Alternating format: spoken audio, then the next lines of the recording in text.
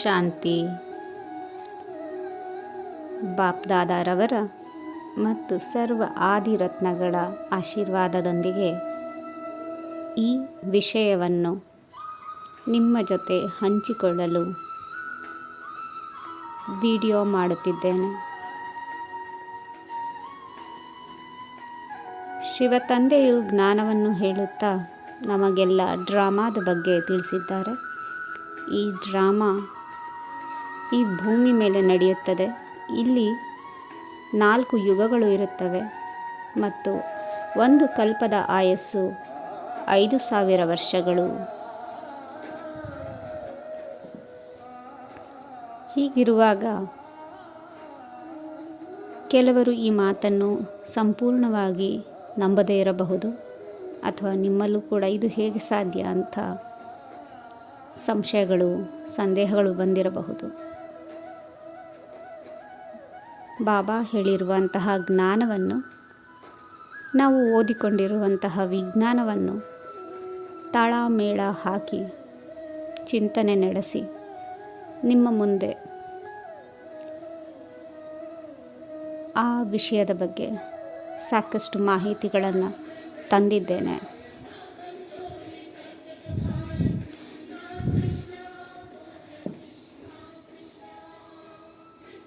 ವೈಜ್ಞಾನಿಕ ಸಂಶೋಧನೆ ಹೇಳುತ್ತದೆ, ಈ ಭೂಮಿ ಮೊದಲು ಸಂಪೂರ್ಣವಾದ ಒಂದು ನೆಲವಾಗಿತ್ತು. ಸುತ್ತಲೂ ನೀರಿತ್ತು. ಈ ಭೂಮಿಯಲ್ಲಿ ಮಧ್ಯದಲ್ಲಿ ನೆಲ ಇತ್ತು. ಕೆಲವು ಸಾವಿರ ವರ್ಷಗಳ ಹಿಂದೆ ಈ ಭೂಮಿಯು ಒಂದು ಭೂಕಂಪವನ್ನು ಕಾಣುತ್ತದೆ ಮತ್ತು ಭೂಮಿ ಛಿದ್ರವಾಗಿ ಖಂಡಗಳಾಗಿ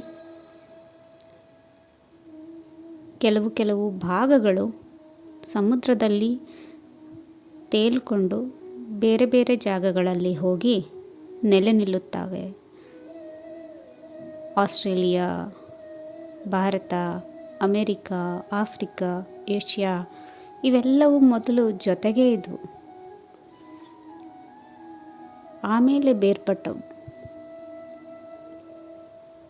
ಇದನ್ನು ಅವರು ಕಾಂಟಿನೆಂಟಲ್ ಡ್ರಿಫ್ಟ್ ಅಂತಾರೆ.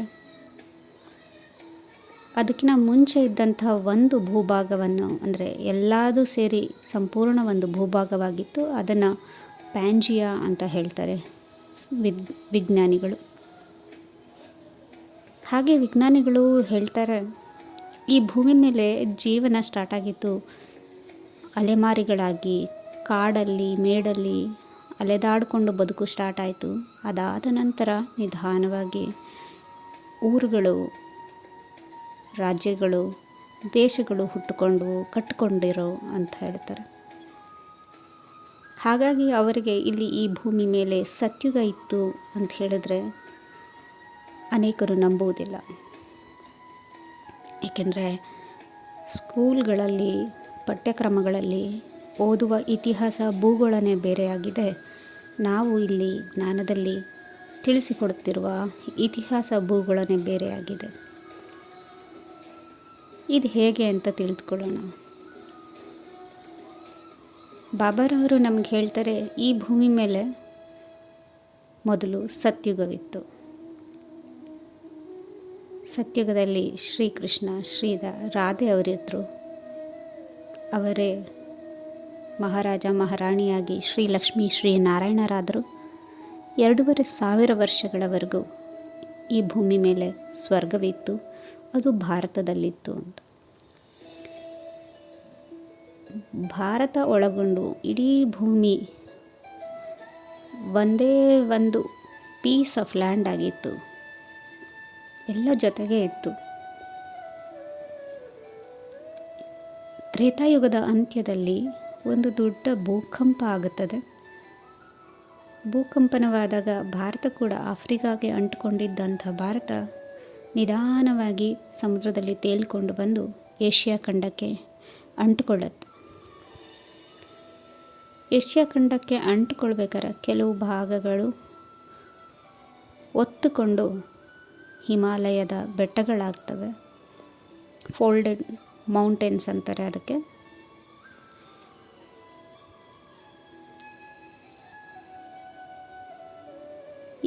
ಮುಂದೆ ಜೀವನ ಹೇಗೆ ಆರಂಭವಾಯಿತು ಅನ್ನೋದನ್ನು ವಿಜ್ಞಾನಿಗಳು ತಿಳ್ಕೊಂಡಿರೋದು.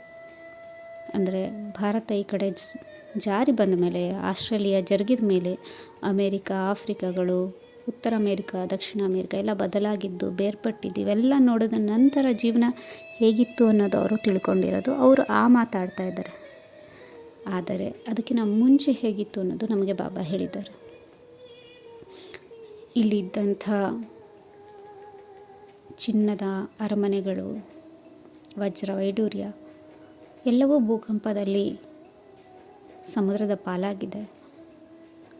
ಮತ್ತು ಈ ಕಲಿಯುಗ ಮುಗಿದು ಸತ್ಯುಗ ಬರೋ ಟೈಮಿಗೆ ಇನ್ನೊಂದು ಅಂಥ ಭೂಕಂಪ ಆಗಿ ಮತ್ತೆ ದೂರ ದೂರ ಆಗಿರುವಂಥ ಎಲ್ಲ ಖಂಡಗಳು ಒಂದಾಗಿ ಮತ್ತೊಂದು ಹೊಸ ಭರತಖಂಡ ಶುರುವಾಗತ್ತೆ. ಅಲ್ಲಿ ಸತ್ಯುಗ ಆರಂಭ ಆಗತ್ತೆ.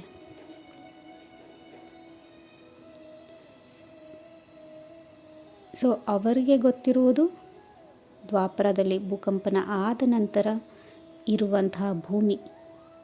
ಬಾಬಾ ಅವರು ನಮಗೆ ಆದಿಯಿಂದ ಹೇಗಿತ್ತು ಅನ್ನೋದನ್ನು ಹೇಳಿದ್ದಾರೆ.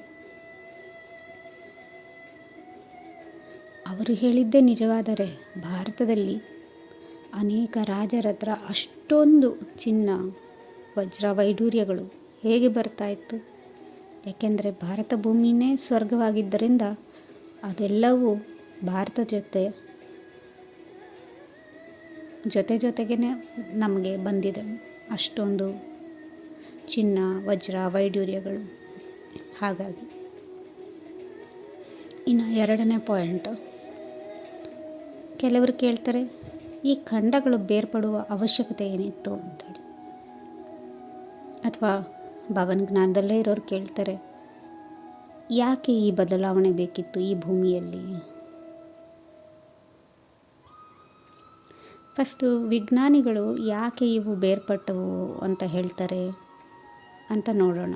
ವಿಜ್ಞಾನಿಗಳು ಹೇಳ್ತಾರೆ, ಖಂಡಗಳೆಲ್ಲ ಜೊತೆಗಿದ್ದಾಗ ಸಮುದ್ರದ ನೀರು ಆವಿಯಾಗಿ ಮೋಡಗಳಾಗಿ ಕೇವಲ ಸಮುದ್ರದ ಅಂಚಿನ ಊರುಗಳಿಗೆ ಮಳೆಯನ್ನು ಸುರಿಸ್ತಾ ಇದ್ವು. ಭೂಮಿಯ ಮಧ್ಯಭಾಗದವರೆಗೂ ಮೋಡಗಳು ಹೋಗ್ತಾ ಇರಲಿಲ್ಲ. ಸೊ ಹಾಗಾಗಿ ಬಹಳ ಜಾಗ ಮರುಭೂಮಿಯಾಗಿ ಬಿಡ್ತಾ ಇತ್ತು. ಇವು ಬೇರ್ಪಟ್ಟಿರೋದ್ರಿಂದ ಎಲ್ಲರಿಗೂ ಸಾಕಷ್ಟು ಮಳೆ ಬೆಳೆ ಬರ್ತಾ ಇದೆ. ಅದರಲ್ಲೂ ಕೆಲವು ಜಾಗಗಳು ಮರುಭೂಮಿಯಾಗಿದ್ದಾವೆ, ಆದರೆ ಸಾಕಷ್ಟು ಭಾಗ ಹಸಿರಾಗಿದೆ.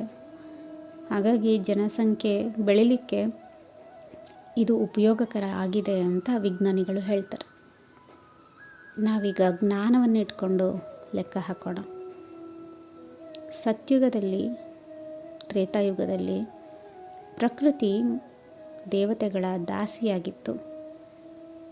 ಪ್ರಕೃತಿಗೆ ಮಳೆ ಬರೆಸಲಿಕ್ಕಾಗಲಿ, ಈ ರೀತಿ ನೀರು ಆವಿಯಾಗಬೇಕು, ಈ ರೀತಿ ಮತ್ತೆ ಇದಾಗಬೇಕು ಅಂತ ಇರಲಿಲ್ಲ. ಸದಾ ಒಂದೇ ರೀತಿಯ ವಸಂತ ಕಾಲ ಸತ್ಯುಗ ತ್ರೇತಾಯುಗದಲ್ಲಿ ಇರ್ತಾ ಇತ್ತು. ಅವರು ಮಳೆ ಮೇಲೆ ಅವಲಂಬಿತರಾಗಿರಲಿಲ್ಲ.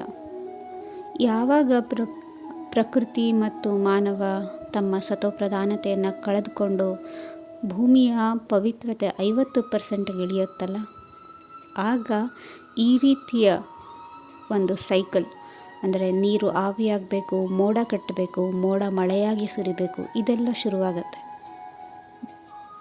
ಹಾಗಾಗಿ ಸತ್ಯುಗ ತ್ರೇತಾಯುಗದಲ್ಲಿ ಇದರದ್ದು ಅವಶ್ಯಕತೆ ಇರಲಿಲ್ಲ. ದೇವಾತ್ಮರುಗಳ ಪವಿತ್ರತೆಯಿಂದಲೇ ಎಲ್ಲವೂ ಚೆನ್ನಾಗಿ ನಡೀತಾ ಇತ್ತು. ಯಾವಾಗ ಅವರ ಪ್ಯೂರಿಟಿ ಬೀಳ್ತು, ಈ ಸೃಷ್ಟಿ ಇನ್ನೊಂದು ರೀತಿಯಲ್ಲಿ ನಡಿಬೇಕು, ಆಗ ಒಂದು ಭೂಕಂಪನ ಆಗುತ್ತೆ. ಆಗ ದೇಶಗಳು, ಖಂಡಗಳು ಬೇರೆ ಬೇರೆ ಆಗ್ತವೆ. ಆಗ ಪ್ರಕೃತಿಯ ನಿಯಮದ ಅನುಸಾರ ಈ ಭೂಮಿ ನಡಿಲಿಕ್ಕೆ ಸ್ಟಾರ್ಟ್ ಆಗುತ್ತೆ. ಮೊದಲು ದೇವತೆಗಳ ನಿಯಮಗಳಿಗೆ ಅನುಸಾರ ಭೂಮಿ ನಡೀತಾ ಇತ್ತು. ದ್ವಾಪರದಿಂದ ಪ್ರಕೃತಿಯ ನಿಯಮಗಳಿಗೆ ಅನುಸಾರವಾಗಿ ಜೀವನ ನಡೆಯೋಕ್ಕೆ ಸ್ಟಾರ್ಟ್ ಆಗುತ್ತೆ. ಮನುಷ್ಯರು ಕೂಡ ಪ್ರಕೃತಿಯನ್ನು ಅಧ್ಯಯನ ಮಾಡಿ ಋತುಗಳನ್ನು, ಕಾಲಗಳನ್ನು, ಬೇಸಿಗೆ ಕಾಲ, ಮಳೆಗಾಲ, ಈ ರೀತಿ ಕಾಲಗಳನ್ನು ಎಲ್ಲವನ್ನೂ ಲೆಕ್ಕ ಹಾಕಿ ಇಡಲಿಕ್ಕೆ ಆರಂಭಿಸ್ತಾರೆ. ಇದಕ್ಕೂ ಮುಂಚೆ ಇವೆಲ್ಲ ಇರಲಿಲ್ಲ, ಯಾಕೆಂದರೆ ಪ್ರಕೃತಿ ದಾಸಿಯಾಗಿತ್ತು. ಹಾಗಾಗಿ ಈ ಒಂದು ವಿಭಜನೆಯ ಅವಶ್ಯಕತೆ ಇತ್ತು. ಈ ವಿಭಜನೆ ಆಗಿರೋ ಕಾಲದಲ್ಲಿ ಯಾರೆಲ್ಲ ಆತ್ಮರು ಈ ಭೂಮಿ ಮೇಲಿದ್ದರು, ಅವರು ತಾವು ದೇವತೆಗಳಾಗಿದ್ದೆವು ಎನ್ನುವ ಸ್ಮೃತಿಯನ್ನು ಕೂಡ ಕಳ್ಕೊತಾರೆ. ಸೇಫಾಗಿರ್ತಾರೆ, ಆದರೆ ಸ್ಮೃತಿ ಕಳ್ಕೊಳ್ತಾರೆ, ಹೊಸದಾಗಿ ಹೊಸ ಜೀವನವನ್ನು ಕಟ್ಕೊಳ್ತಾರೆ. ಈ ಒಂದು ಬದಲಾವಣೆ ಕೂಡ ಬೇಕಿತ್ತು, ಏಕೆಂದರೆ ದೇವತಾ ಧರ್ಮದಿಂದ ದ್ವಾಪರದಲ್ಲಿ ಹೊಸ ರಜೋಗುಣ ಇರುವಂಥ ಜೀವನ ಆರಂಭ ಆಗುತ್ತಲ್ಲ, ಆವಾಗ ಇಂಥ ಒಂದು ಬದಲಾವಣೆ ಈ ಭೂಮಿಗೆ ಬೇಕಾಗಿತ್ತು. ಅದಕ್ಕೋಸ್ಕರ ಇದು ನಡೆಯಿತು. ಇನ್ನು ಕೆಲವರು ಕೇಳ್ತಾರೆ, ಮೂರನೇದು ಪಾಯಿಂಟು, 5,000 ವರ್ಷದ್ದೇ ಒಂದು ಕಲ್ಪ ಅಂತ ಹೇಗೆ ಹೇಳ್ತೀರಿ? ಪುರಾತತ್ವ ಇಲಾಖೆಗಳು ಕೆಲವು ಪುರಾವೆಗಳನ್ನ ತೋರಿಸ್ಬಿಟ್ಟು ಕೆಲವೊಂದು 10,000 ವರ್ಷ ಹಳೆಯ ವಸ್ತುಗಳು ಸಿಕ್ಕಿದ್ದಾವೆ ಅಂತನೋ, ಮೂಳೆಗಳು ಸಿಕ್ಕಿದ್ದಾವೆ ಅಂತನೋ, ಅಥವಾ ಇನ್ನೂ ಅದಕ್ಕಿಂತ ಹೆಚ್ಚಿನ ಲಕ್ಷಾಂತರ ವರ್ಷಗಳ ಕೆಳಗಿನ ಮೂಳೆಗಳು ಅಥವಾ ವಸ್ತುಗಳು ಸಿಕ್ಕಿದ್ದಾವೆ ಅಂತ ಅವರು ಹೇಳ್ತಾ ಇದ್ದಾರೆ. ನೀವು ಹೇಗೆ 5,000 ವರ್ಷಕ್ಕೆ ಅಂತೇಳಿ ನಿಲ್ಲಿಸ್ತಾ ಇದ್ದೀರಾ ನಿಮ್ಮ ಲೆಕ್ಕಾಚಾರವನ್ನು ಅಂತ ಕೇಳ್ತಾರೆ. ಅವರು ವಿಜ್ಞಾನಿಗಳು ಹೇಗೆ ಈ ಆಯಸ್ಸನ್ನು ಕಂಡುಹಿಡಿತಾರೆ, ಈ ವಸ್ತು ಎಷ್ಟು ವರ್ಷ ಹಳೆಯದು ಅಂಥೇಳಿ. ಅವ್ರ ಹತ್ರ ಒಂದು ಕೆಮಿಕಲ್ ಇರುತ್ತೆ. ಆ ಕೆಮಿಕಲ್ನ ಆ ವಸ್ತು ಮೇಲೆ ಹಾಕಿದಾಗ ಅದು ಎಷ್ಟು ಟೈಮ್ ತಗೊಂಡು ತನ್ನ ಬಣ್ಣವನ್ನು ಅಥವಾ ಏನೋ ಒಂದು ಚೇಂಜಸ್ನ ಪರಿವರ್ತನೆ ಮಾಡಿಕೊಳ್ಳುತ್ತೆ ಅನ್ನೋದ್ರ ಮೇಲೆ ಅವರು ಹಿಂದೆ ಎಷ್ಟು ವರ್ಷದ ಮುಂಚೆ ಇದು ಹೀಗೆ ಆಗಿರಬಹುದು ಅಂತ ಒಂದು ಅಂದಾಜು ಲೆಕ್ಕ ಹಾಕ್ತಾರೆ. ಹಾಗಾಗಿ ಅವ್ರಿಗೆ ಅದು 10,000 ವರ್ಷ ಅಥವಾ 5,000 ವರ್ಷ ಹಳೆಯದು, 15,000 ವರ್ಷ ಹಳೆಯದು ಅಥವಾ ಲಕ್ಷಾಂತರ ವರ್ಷಗಳ ಹಳೆಯ ವಸ್ತು ಇದು ಅಂತ ಅವ್ರಿಗೆ ಅಂದಾಜು ಲೆಕ್ಕ ಸಿಗುತ್ತೆ. ಆದರೆ ಬಾಬಾ ಹೇಳಿದ್ದಾರೆ 5,000 ವರ್ಷ ಅಂತಂದಾಗ ಅದು 5,000 ವರ್ಷನೇ. ಹಾಗಿದ್ರೆ ಈ ಲೆಕ್ಕ ಹೇಗೆ ಸರಿನಾ ತಪ್ಪಾ? ನನ್ನ ಚಿಂತನೆ ಬಂದು, ಈಗಿರುವ ವಾತಾವರಣ ಸತ್ಯುಗದಲ್ಲಿದ್ದಂಥ ವಾತಾವರಣಕ್ಕೂ ಅಜಗಜಾಂತರ ವ್ಯತ್ಯಾಸವಿದೆ. ಅಲ್ಲಿ ಸತೋಪ್ರಧಾನ ಪ್ರಕೃತಿ, ಇಲ್ಲಿ ತಮೋಪ್ರಧಾನ ಪ್ರಕೃತಿ. 100% ಡಿಫ್ರೆಂಟ್ ಸತೋಪ್ರಧಾನದಿಂದ ತಮೋಪ್ರಧಾನಕ್ಕೆ. ಈ ತಮೋಪ್ರಧಾನ ಪ್ರಕೃತಿಯಲ್ಲಿ ಬದಲಾವಣೆ ಅಥವಾ ಪರಿವರ್ತನೆ ಆಗುವ ಸಮಯಕ್ಕೂ ಇದಕ್ಕಿಂತ ಹಿಂದೆ ಅಥವಾ ದ್ವಾಪರದಲ್ಲಾಗಿರ್ಬೋದು, ದ್ವಾಪರದಲ್ಲಿ ರಜಗುಣ ಇರುವಂತಹ ಪ್ರಕೃತಿ, ಕಲಿಯುಗದ ಆದಿಯಲ್ಲಿ ತಮೋಗುಣ ಇರುವಂತಹ ಪ್ರಕೃತಿ, ಇಂಥ ಪ್ರಕೃತಿಗಳಲ್ಲಿ ಯಾವ ರೀತಿ ಎಷ್ಟು ಸಮಯದಲ್ಲಿ ಪರಿವರ್ತನೆ ಮಾಡ್ಕೊಳ್ತಿತ್ತು ಅನ್ನೋ ಒಂದು ಅರಿವು ಅವರಿಗೆ ಇಲ್ಲ. ಅವರು ಪ್ರಕೃತಿ ಯಾವಾಗಲೂ ಹೀಗೆ ಇತ್ತು ಅನ್ನೋ ಥರ ಭಾವಿಸಿರ್ತಾರೆ. ಅವರಿಗೆ ಪ್ರಕೃತಿ ಕೂಡ ಈ ರೀತಿ ಹಂತ ಹಂತವಾಗಿ ಬದಲಾಗಿದೆ ಅನ್ನೋದು ಗೊತ್ತಿಲ್ಲ. ಹಾಗಾಗಿ ಅವ್ರು ಅಂದ್ಕೊಂಡಿರ್ಬೋದು, ಇಲ್ಲ ಇದು ತುಂಬ ಹಳೆಯದು ಅಂಥೇಳಿ. ಮುಂಚೆ ಸತೋಪ್ರಧಾನ ಪ್ರಕೃತಿ ಇದ್ದದ್ರಿಂದ ಇದೆಲ್ಲ ಅಷ್ಟೊಂದು ಅವರ ಲೆಕ್ಕಕ್ಕೆ ಬರೋದಿಲ್ಲ, ಅವ್ರಿಗೆ ಗೊತ್ತಿರೋದಿಲ್ಲ. ಬಾಬಾ ಹೇಳಿರೋದು ಪರ್ಫೆಕ್ಟ್ ಆನ್ಸರ್ ಆಗಿದೆ. 5,000 ವರ್ಷದ ಒಂದು ಕಲ್ಪದಲ್ಲಿ 4 ಯುಗಗಳು. ಮೊದಲೆರಡು ಯುಗದಲ್ಲಿ ಸ್ವರ್ಗವಿತ್ತು, ಆಮೇಲೆ 2 ಯುಗದಲ್ಲಿ ದ್ವಾಪರ ಕಲಿಯುಗದಲ್ಲಿ ಇಳಿಯುವ ಕ್ರಮ ನರಕ ಇರುತ್ತದೆ. ಇದಾದ ನಂತರ ಮತ್ತೆ ಭೂಮಿ ತುಂಡು ತುಂಡಾಗಿರುವ ಭೂಮಿ ಒಂದಾಗಿ ಮತ್ತೆ ಇಲ್ಲಿ ಸ್ವರ್ಗದ ರಚನೆ ಆಗುತ್ತೆ. ಆವಾಗ ಖಂಡಗಳು ಅಂತ ಏನಿರಲಿಲ್ಲ, ಎಲ್ಲವೂ ನಮ್ಮದೇ, ಎಲ್ಲವೂ ಭಾರತಕ್ಕೆ ಸೇರಿದ್ದೆ. ದೇವತೆಗಳು ವಿಭಿನ್ನ ಅಂದರೆ ಖಂಡಗಳು ಇರುವಂಥ ಜಾಗಕ್ಕೆ ಹೋಗ್ಬಿಟ್ಟು ಅಲ್ಲೇನು ಅಮೇರಿಕಾ ಅಂತ ಯುರೋಪ್ ಅಂತ ಯಾರೂ ಹೆಸರಿಸಿರಲಿಲ್ಲ, ಎಲ್ಲ ಒಂದೇ ನೆಲ ಅಷ್ಟೆ. ಆಮೇಲೆ ದ್ವಾಪರದ ನಂತರ ಅವಕ್ಕೆ ಒಂದೊಂದು ಹೆಸರು ಕೊಡಲಾಯಿತು. ಎಲ್ಲ ಒಂದೇ ನೆಲವಿತ್ತು. ಆ ನೆಲಕ್ಕೆ ಅಲ್ಲೆಲ್ಲ ಹೋಗಿ ಪಿಕ್ನಿಕ್ ಅಂತ ಪುಷ್ಪಕ ವಿಮಾನದಲ್ಲಿ ಹೋಗಿ ಬರೋರು ದೇವತೆಗಳು. ಇದು ಮುರಳಿಯಲ್ಲಿದೆ, ಪುಷ್ಪಕ ವಿಮಾನದಲ್ಲಿ ಹೀಗೆ ಬೇರೆ ಬೇರೆ ಖಂಡಕ್ಕೆಲ್ಲ ಆ ಜಾಗಗಳಿಗೆ ಹೋಗಿ ಬರ್ತಾಯಿದ್ರು ಅನ್ನೋದು.